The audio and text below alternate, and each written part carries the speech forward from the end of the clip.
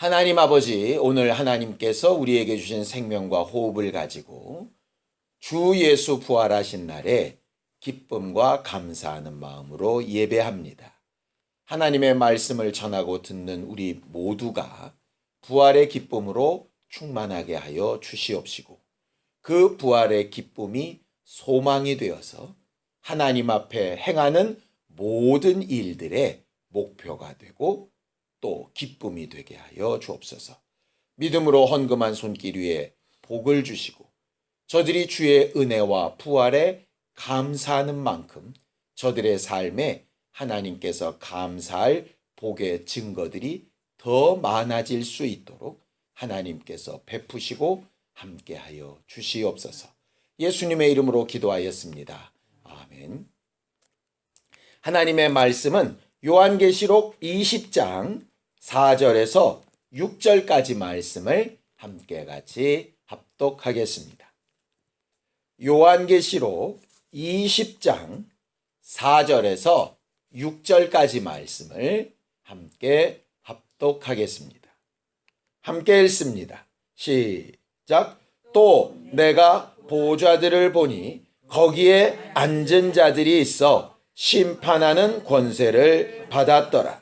또 내가 보니 예수를 증언함과 하나님의 말씀 때문에 목배임을 당한 자들의 영혼들과 또 짐승과 그의 우상에게 경배하지 아니하고 그들의 이마와 손에 그의 표를 받지 아니한 자들이 살아서 그리스도와 더불어 1000년 동안 왕노릇하니 그 나머지 죽은 자들은 그 1000년이 차기까지 살지 못하더라. 이는 첫째 부활이라. 이 첫째 부활에 참여하는 자들은 복이 있고 거룩하도다. 둘째 사망이 그들을 다스리는 권세가 없고 도리어 그들이 하나님과 그리스도의 제사장이 되어 1000년 동안 그리스도와 더불어 왕노릇하리라.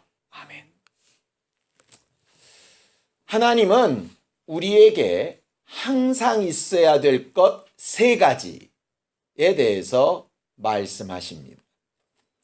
고린도전서 13장 13절에 보면 믿음과 소망과 사랑은 항상 있을 것인데 그 중에 제일은 뭐라고요? 사랑이라 이렇게 되어 있습니다. 믿음과 소망과 사랑은 항상 있을 것인데 그 중에 제일은 사랑이다. 왜 3개가 다 있어야 되는데 제일은 사랑이라고 하셨을까? 뭐가 제일일까? 고린도전서 12장 31절에 보면 이렇게 되어 있습니다. 함께 읽을까요? 시작. 너희는 더욱 큰 은사를 사모하라. 내가 또한 가장 좋은 길을 너희에게 보이리라 그러셨어요. 이게 무슨 얘기냐면 큰 은사, 은사는 성령을 통해 오는 복을 은사라고 말하거든요. 은혜는 예수 그리스도를 통하여 오는 복, 선물을 은혜라고 부르고요. 그래서 은혜 하면 예수 그리스도의 죽고 부활하심으로 우리가 받은 복을 이야기하는 것이고, 은사는 성령을 통하여 받는 복을 이야기하는 것인데, 우리는 4월 달에 성령으로 복을 보증받는 일을 하고 있지 않습니까? 성령으로 복을 보증받는 일에, 성령으로 우리가 복을 받는 일에 가장 좋은 길이 뭐냐? 그게 사랑이다. 이렇게 되어져 있는 것이에요. 하나님을 사랑하고 이웃을 사랑하고. 그럼 믿음과 소망은 필요 없느냐? 아니죠. 믿음과 소망도 당연히 있어야 될 것입니다. 그런데 우리가 복을 얻기 위해서는 사랑이 가장 중요하다. 이렇게 얘기하는 것이죠. 그런데 오늘은 그 가장 중요하다는 사랑 얘기를 하려고 하는 것이 아니고요. 그 사랑과 함께 영원히 있어야 될 다른 2가지 믿음과 소망 중에서 소망 얘기를 좀 하려고 합니다.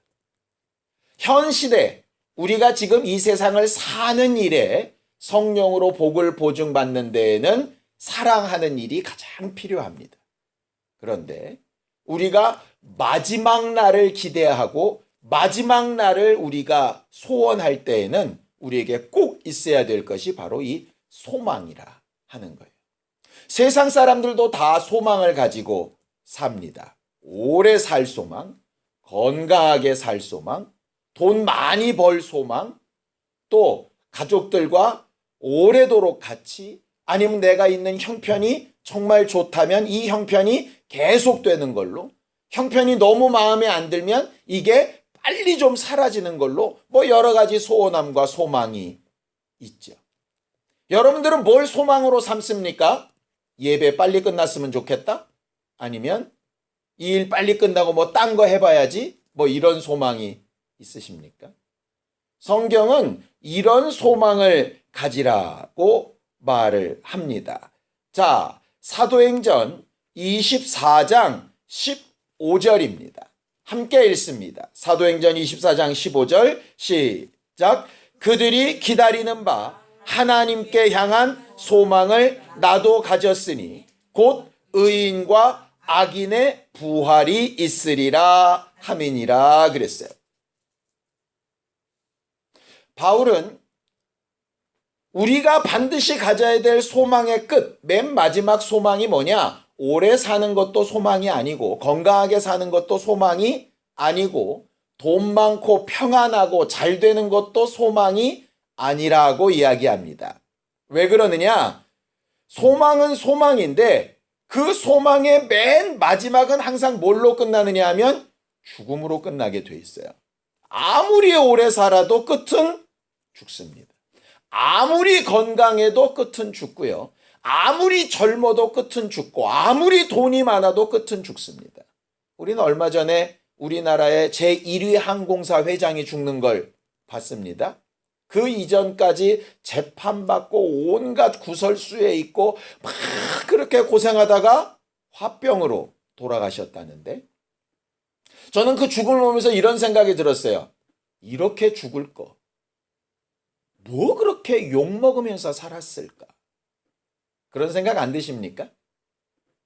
아니, 그렇게 죽을 줄 알았으면 뭘 그걸 지켜보려고 몸부림치고 거짓말하고 한 일을 안 했다고 하고, 자기는 그렇게 죽을 줄 몰랐으니까 거짓말도 하고 남도 속이고 다른 막 외국 사람들을 데려다가 핍박도 하고 말도 안 되는 자식들도 덮어주고 이렇게 살았죠. 그런데 많은 소망을 가지고 별짓을 다 해봐야 인생의 맨 마지막 끝은 뭐로 끝나느냐? 죽음으로 끝납니다. 그래서 심지어는 솔로몬은 뭐라고 얘기하느냐? 이 세상에서 제일 똑똑한 사람이 누굴까를 봤더니 그저 하루하루 즐기며 사는 인간이 제일 똑똑한 인간 같더라. 그렇게 말을 하는 거예요. 왜? 이렇게 살아도 마지막은 죽음이고 저렇게 살아도 마지막은 죽음이라는 거죠. 그런데 믿는 자들에게 분명히 다른 것 하나가 있습니다. 죽음이 끝이면 좋은데 죽음이 끝이 아니라는 거예요. 오늘 성경에 분명히 이렇게 되어 있죠. 의인과 악인의 부활이 있으리라. 우리는 자꾸 착각합니다. 부활은 의인만 한다고 착각을 하는 게 그거예요. 예수가 의인이시라 예수가 부활하셨으니 부활은 의인만 한다고. 예수 믿지 않고 의인이 아니고 잘못된 삶을 살 사람들은 그런 부활과 상관이 없다고 착각을 하는 사람들이 있더라고요. 그거 대단한 착각입니다. 성경은 의인이든 악인이든 영혼이 있다면 반드시 부활한다가 정답입니다.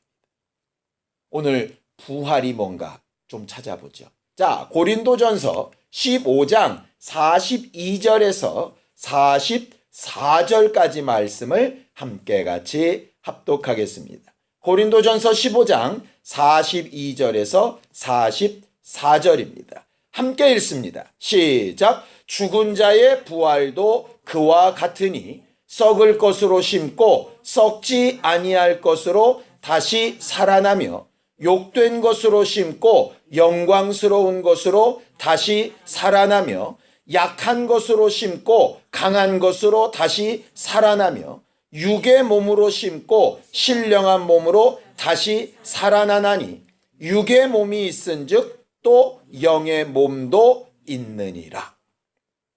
부활은 뭐냐면요, 죽은 사람이 다시 살아난다는 뜻이 아니고요, 육의 몸으로 살던 사람이 영의 몸으로 다시 태어난다라고 하는 말입니다. 더 정확하게 말하면 신령한 몸이라고 부르는 이 흙에 속한 육체가 아닌 다른 육체를 가진다라는 뜻이에요. 이 부활을 가장 쉽게 설명할 수 있는 방법이 사람입니다. 사람. 우리는 워낙 어려서부터 성교육을 잘 받았으니까 사람이 태어나기 전에 우리가 어떤 존재였는지는 잘 아시죠? 엄마 태 속에 있는 난자와 아빠 몸속에 있었던 정자가 만나서 수정이 되면 한 세포가 됩니다.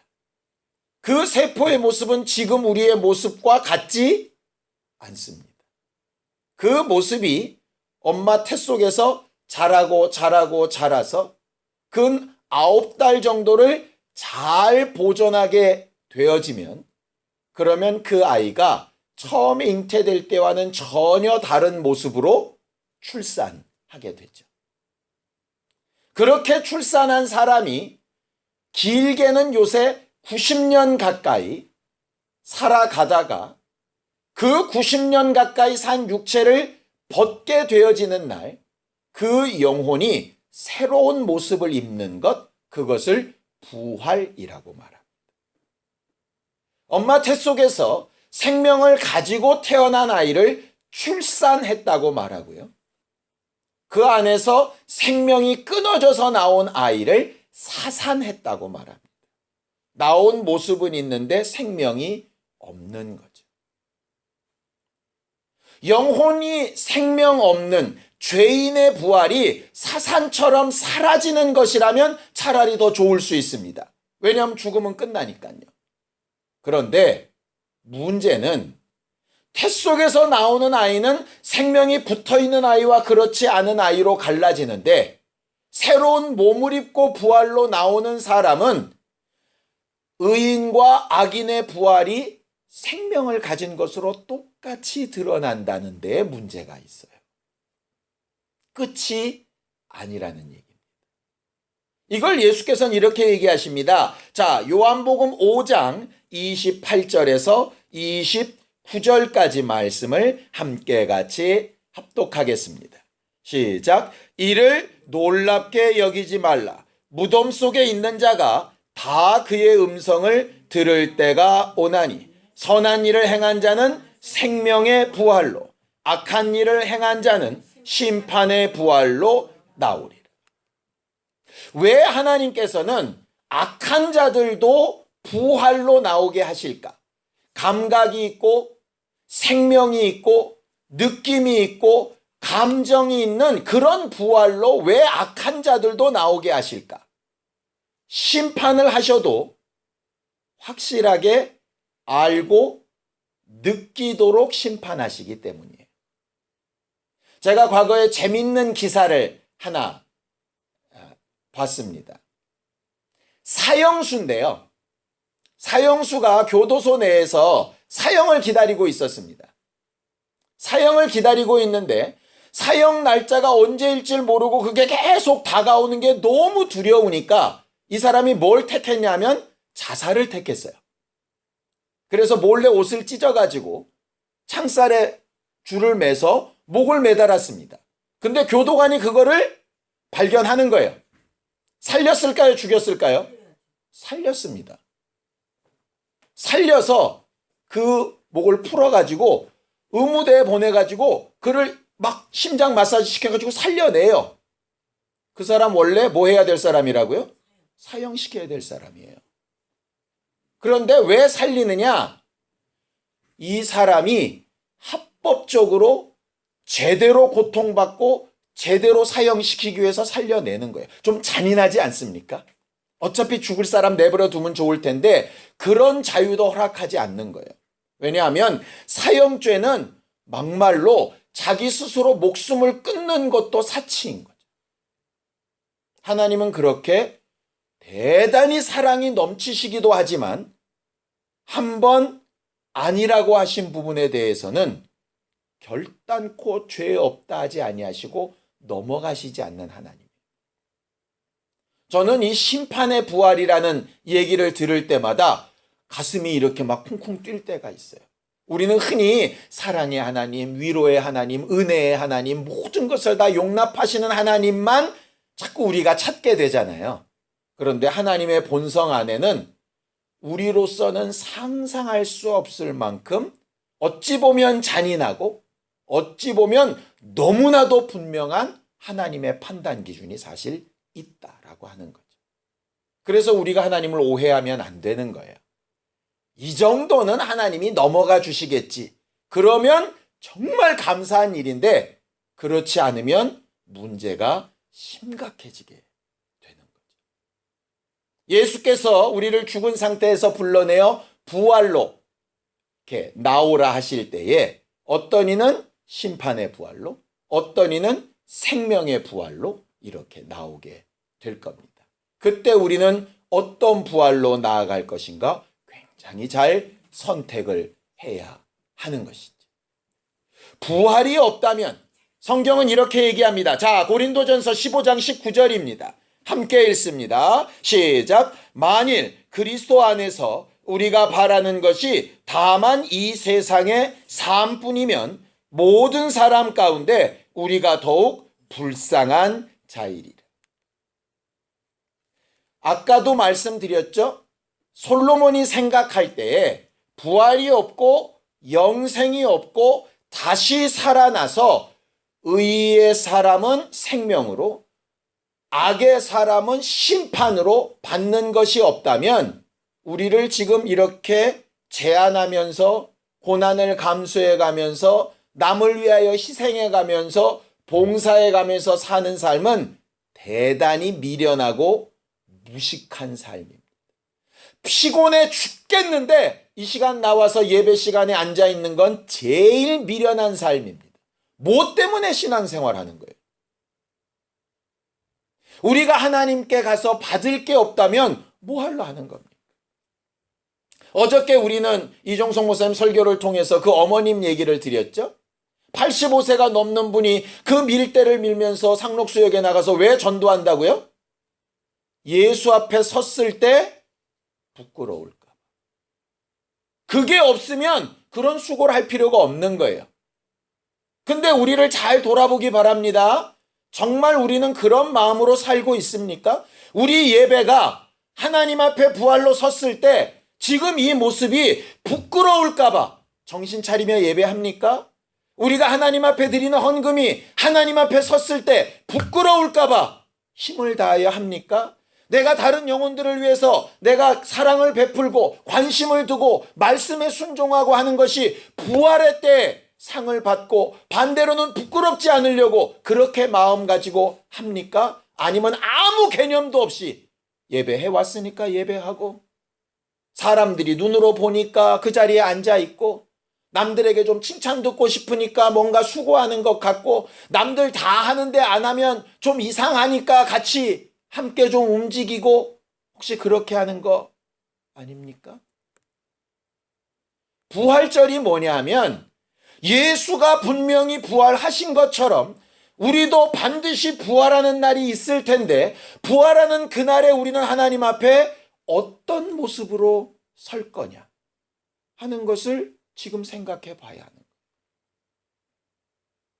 아이들이 시험대가 가까이 와도 막 놉니다. 그냥 노는 게 즐거워서 놉니다. 뭘 생각 안 하는 거죠? 결과를 생각 안 하는 거죠. 얼마 전에 낙태죄가 위헌이라고 되어졌습니다.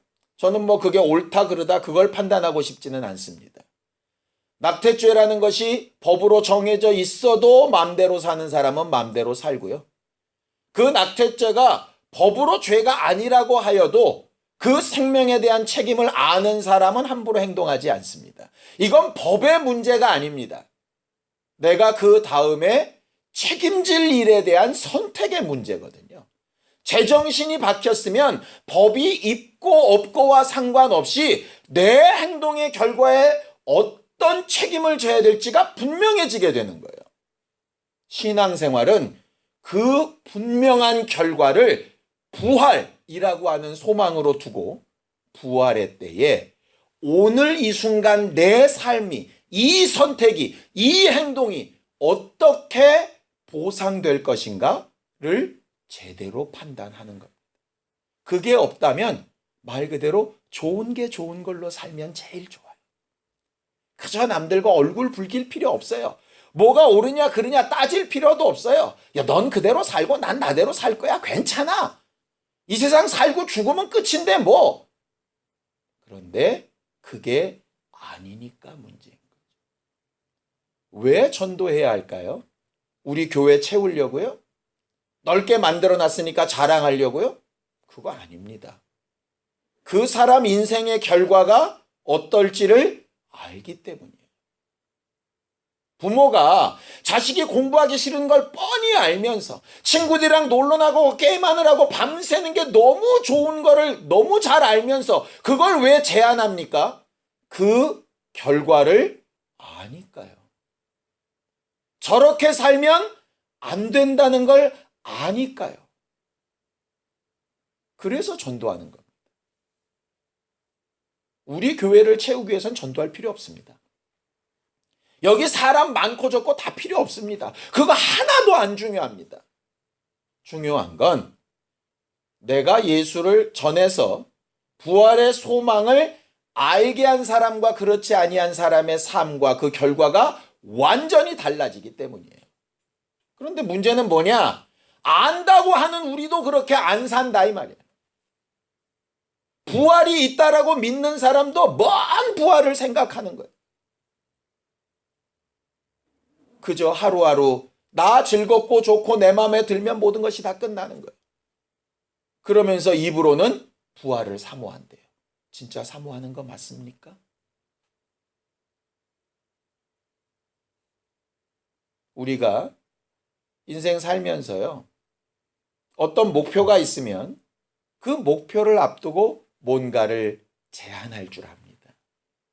예를 들어 내가 정말 힘쓰고 노력해서 집을 하나 사봐야 되겠다. 그러면 절대로 씀씀이가 해풀 수가 없습니다.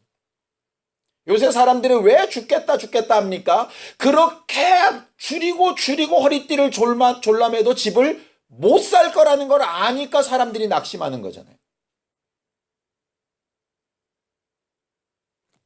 우리는 소망을 분명히 가져야 될 필요가 있어요. 소망이 분명해야 믿음도 분명하고요. 믿음이 분명해야 사랑할 수 있는 힘도 생기는 거예요. 자식을 때려서라도 야단쳐서라도 이 아이가 정상적으로 돌아올 수 있다고 소망이 있어야 야단도 치고 매도 되는 겁니다. 근데 그렇지 않으면 포기해요. 성경에 보면 하나님께서 유혹을 역사하사 그들이 원하는 대로 내어주사 뭐 이런 말씀이 있습니다. 너무 좋을 것 같죠? 하나님이 나한테 이거 하지 마, 이거 해야 돼 이런 잔소리 없이 네 마음대로 해. 얼마나 행복할 것 같습니까? 그런데 그건 뭐냐? 하나님의 포기하심이라고 되어져 있어요. 뭐냐? 하나님이 말씀하셔도 하나님이 야단치셔도 심지어는 징계하셔도 죄는 가망이 없어.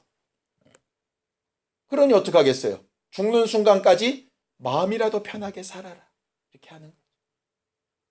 병원에 가면 의사가 말기암 환자, 그것도 아주 극에 달한 환자들에게는 이렇게 얘기합니다. 치료가 더 필요 없습니다. 왜냐? 항암 치료 힘들거든요.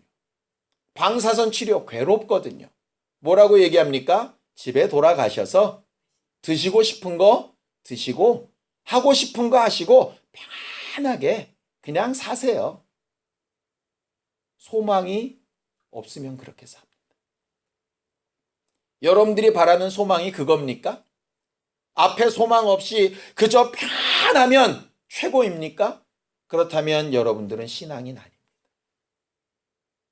적어도 신앙인은 예수 그리스도처럼 부활의 영광을 위해서 오늘의 십자가를 감당하는 사람들입니다. 우리가 오늘 하는 것이 부활이 없다면 가장 미련하고 불쌍한 사람들이 될 겁니다. 오늘 성경 본문에 보면 첫째 부활이라 하는 말이 나옵니다. 첫째 부활. 첫째 부활이 있다면 둘째 부활도 있겠죠? 근데 성경에는 둘째 부활이라고 하는 말은 없습니다. 그런데 우리가 읽은 계시록 20장 그 뒷면에 둘째 부활이라고 말은 하지 않고 있는데 실질적인 둘째 부활이 기록되어져는 있습니다. 자, 13절, 14절을 함께 읽어보겠습니다. 요한계시록 20장 13절, 14절입니다. 함께 읽습니다. 시작. 바다가 그 가운데에서 죽은 자들을 내주고 또 사망과 음부도 그 가운데에서 죽은 자들을 내주며 각 사람이 자기의 행위대로 심판을 받고 사망과 음부도 불못에 던져지니 이것은 둘째 사망 곧 불못이라 그랬습니다. 첫째 사망은 우리가 육체가 죽는 겁니다. 그게 첫 번째 사망입니다. 두 번째 사망은 우리가 죽고 몸이 없어지는 것처럼 없어지는 게 아니라 영원히 살아서 불 속에서 괴로움을 당하는 걸 둘째 사망이라고 이야기합니다. 사망이 뭡니까? 죽어서 망했다는 얘기입니다. 첫 번째 죽음은, 첫 번째 사망은 죽는 일에 더 주안점이 있다면 둘째 사망은 죽는 것보다 망하는 일에 더 주안점이 있습니다. 그래서 첫째 사망을 통해서 죽고 둘째 사망으로 완전히 망해버리는 겁니다. 부활한 몸으로, 신령한 몸으로 예수께서 부활하신 이후에 그가 먹기도 하시고 마시기도 하시고 제자들과 대화도 나누시고 사랑하기도 하셨던 것처럼 감각도 감정도 그대로 있는 상태에서 불 속에서 영원히 소망도 없이 말 그대로 진짜 헬입니다. 영원한 부활로 영원한 고통 가운데 영원히 망하는 겁니다. 그게 뭐냐? 둘째 사망이고 그 둘째 사망을 위해서 바다도 산도 땅도 하늘도 죽었던 자들을 다 불러 모아 내줄 때가 있는데 그게 둘째 부활입니다. 첫째 부활은 뭐냐? 그렇게 되기 이전에, 그렇게 모든 사람들이 다 살아나기 이전에 먼저 부활하는 사람들을 가르쳐서 첫째 부활 이렇게 얘기하는 거죠. 대학 입시를 치러본 사람들은 아마 아실 겁니다. 수시와 정시가 있죠. 그렇죠? 수시 발표가 보통 정시보다 한참 빨리 납니다. 정시에 들어간 애들은 합격을 할까 말까를 두렵고 떨리고 있을 때 수시에 된 아이들은 2학기 초반부터 어떤 아이들은 룰루랄라 생활을 합니다. 대학 생활을 꿈꾸죠.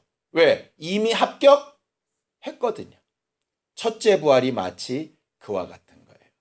오늘 성경 본문에 보면 그 첫째 부활한 사람들이 먼저 된 기간을 1000년이라고 얘기합니다. 실질적인 1000년인지 어느 정도의 1000년인지는 우리는 정확하게 알 수 없습니다. 그러나 오랜 기간이라고 하는 말이에요. 그러면서 우리에게 어떤 것을 소망으로 삼으라는 것이냐? 남들 다 부활할 때 이게 의의 부활일지 심판의 부활일지 모르고 일단 부활해 본 다음에 그 다음 결과를 기다리는 두렵고 떨리는 부활 말고 마치 수시 합격처럼 먼저 부활하여 하나님과 함께 왕된 권세를 누리는 기쁨을 누리는 부활을 좀 소망하라고 이야기하는 거예요. 예수를 믿어도 부활하고 믿지 않아도 부활할 겁니다. 성령을 받아도 부활하고 성령을 받지 않아도 부활할 겁니다. 그런데 부활한 이후의 모습은 다릅니다. 심판의 부활과 의의 부활이 달라요. 첫째 부활과 둘째 부활이 다릅니다. 우리가 똑같이 엄마 뱃속에서 태어났지만 내가 태어난 환경, 내 부모의 환경 따라 우리의 삶이 굉장히 많이 다르죠? 그것처럼 다시 부활된 상황 자체가 다르다는 얘기입니다. 우리가 태중에서 나올 때는 우리 부모나 환경을 우리가 선택할 수 없습니다. 그런데 첫째 부활은 우리가 소망하고 오늘 선택하는 것에 따라서 결정할 수 있습니다. 그래서 부활의 삶은 우리의 지금 현재 인생보다 훨씬 값어치가 있는 거예요. 지금 인생은 어찌 보면 운명처럼 주어졌지만 부활 후의 인생은 운명이 아닙니다. 우리가 하나님 앞에 오늘 선택한 것의 결과로 주어지는 거죠. 중요한 것이 뭐겠습니까? 그럼 첫째 부활을 어떻게 하는 게 소망일까 하는 거겠죠. 우리는 흔히 잘못 배워서 성령 받으면 첫째 부활한다 라고 착각했던 적이 있었습니다. 성경은 어느 구절에도 성령 받으면 첫째 부활한다는 구절 없습니다. 방언 말하고 귀신 쫓고 병 고치고 은사가 나타나면 첫째 부활한다는 구절 없습니다. 한 번도 그렇게 말씀하신 적 없습니다. 첫째 부활의 대상자는 정확하게 이렇게 됩니다.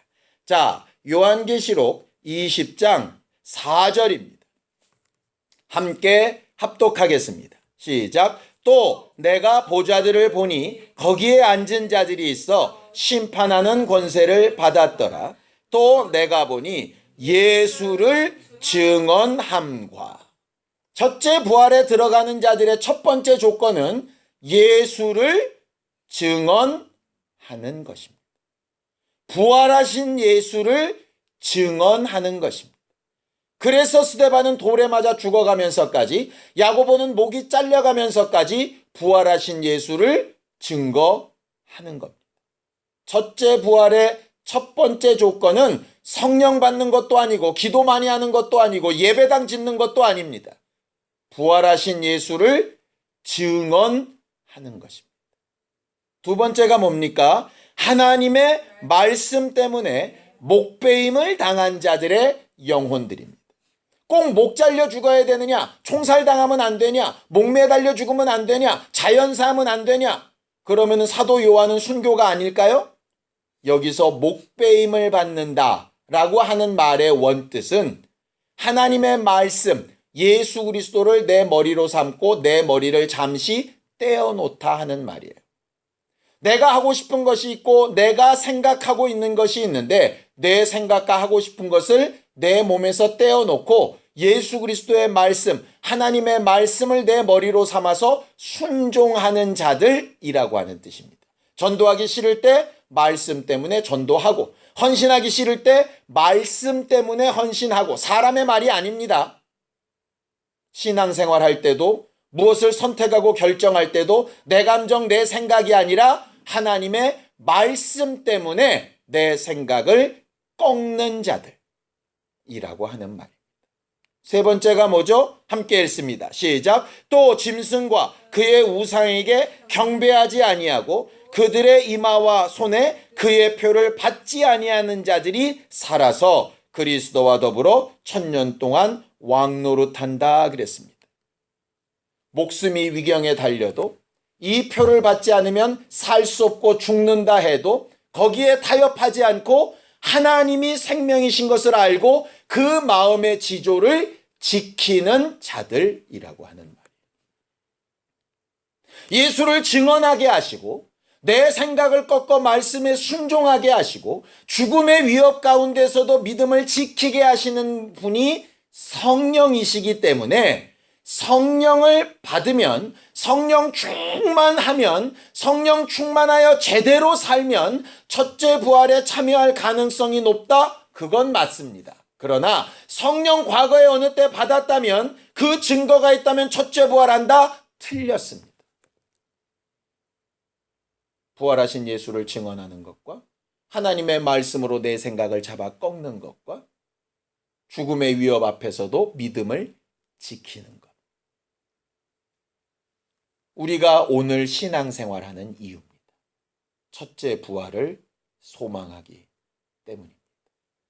예수께서 부활하신 자신을 따라올 때에 이렇게 하라 하신 말씀이 있어 그것을 읽고 말씀을 마치겠습니다. 함께 읽습니다. 마태복음 16장 24절입니다. 함께 읽겠습니다. 시작. 이에 예수께서 제자들에게 이르시되 누구든지 나를 따라오려거든 자기를 부인하고 자기 십자가를 지고 나를 따를 것이니. 두 가지죠. 자기를 부인하고 네 생각 좀 꺾고 네 감정 좀 꺾고 네가 스스로 옳다는 것 좀 꺾고 내게 주어진 십자가, 하나님의 말씀에 순종하려고 하는 결단, 그 마음의 기울기를 좀 내게로 기울여 보지 않을래? 그러면 내가 너희에게 준 성령이 너희를 도울 것이고 그 삶이 부활의 때까지 유지될 수 있다면 너희는 주의 나팔 소리가 들리는 그날에 첫째 부활로 영광을 볼 수 있을 거야. 그게 하나님께서 성령으로 우리에게 보증으로 주신 복의 내용입니다. 우리의 신앙생활이 첫째 부활을 향하여 막연한 첫째 부활이 아니라 실질적으로 내가 어떻게 해야 하는가를 아는 첫째 부활을 향하여 그렇게 한 걸음씩 걷는 우리 모두가 되기를 예수님의 이름으로 축원합니다. 함께 같이 기도하겠습니다. 하나님 아버지, 우리는 첫째 부활을 제대로 소망하는 교회가 되기 원합니다. 부활하신 예수를 증언하고 하나님의 말씀 때문에 우리의 마음과 생각을 꺾을 줄 알며 죽음의 위협 앞에서도 우리가 가진 믿음을 배신하지 아니하는 성령께 붙들림 받은 생명과 복이 있는 교회가 되게 하여 주시옵소서. 오늘의 마음의 결정과 선택과 판단과 행동이 우리의 부활에 분명히 결과를 미치고 있는 것을 알게 하여 주셨사오니 그 믿음이 우리 안에 있고 그 소망이 우리 안에 있어서 매 순간 하나님 앞에 서게 되는 그날이 부끄럽지 아니하고 영광스럽게 될 수 있도록 우리를 도우시고 지혜롭게 하여 주시옵소서. 예수님의 이름으로 기도하였습니다. 아멘. 이제는 우리 주 예수 그리스도의 은혜와 하나님 아버지의 극진하신 사랑과 성령님의 감동하시고 보증하시는 분명한 증거가 첫째 부활을 소망하는 우리 모두 위에 이제부터 영원까지 함께 있을지어다. 아멘.